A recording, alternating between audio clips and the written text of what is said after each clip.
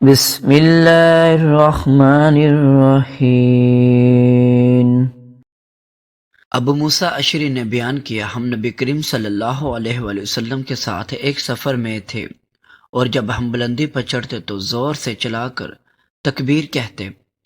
اس پر ان حضرت صلی اللہ علیہ وآلہ وسلم نے فرمایا کہ لوگوں، اپنے اوپر رحم کھاؤ، اللہ بہرا نہیں اور نہ ہی وہ کہیں دور ہے، تم ایک بہت سننے، بہت واقف کار اور قریب رہنے والی ذات کو بلاتے ہو۔ پھر ان حضرت صلی اللہ علیہ وآلہ وسلم میرے پاس آئے، میں اس وقت دل میں لا حول ولا قوت الا باللہ کہہ رہا تھا۔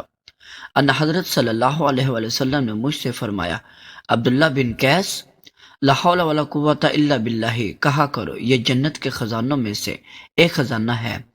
آپ صلی اللہ علیہ وآلہ وسلم نے فرمایا، کیا میں یہ تمہیں نہ بتا دوں؟ صحیح بخاری حدیث نمبر 7386۔ دوستو، اللہ تعالی ہم سب کو عمل کرنے کی توفیق عطا فرمائے۔ آپ سب دوستوں کا بہت بہت شکریہ۔ السلام علیکم۔ دوستو، آپ حدیث سننا پسند کرتے ہیں، چینل کو سبسکرائب کر لیں اور دوستوں کے ساتھ شیئر کریں۔ جزاک اللہ۔ دین کی بات پھیلانے میں ہمارا ساتھ دیں۔